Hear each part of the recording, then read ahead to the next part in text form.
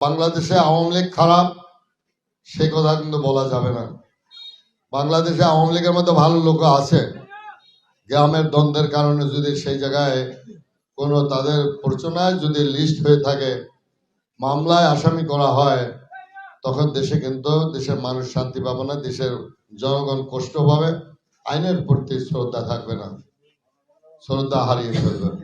আমি অনুরোধ করবো আইন শৃঙ্খলা বাহিনীদের কাছে যে আমরা এই মাদারীপুরবাসী আমরা শান্তিতে একটা নির্বাচন দিতে চাই। কোন গোষ্ঠীর পরামর্শ নিয়ে আইন প্রয়োগ করবেন না। আইনের গতিতে চলবে। আমরা চাই এই গণতান্ত্রিক দেশে একটা গণতন্ত্র সুন্দরভাবে মানুষের ভোটে একটা সরকার নির্বাচিত হবে। জানি না কাদের এই মানুষ ভোট দেবে, কারা সরকার গঠন করবে।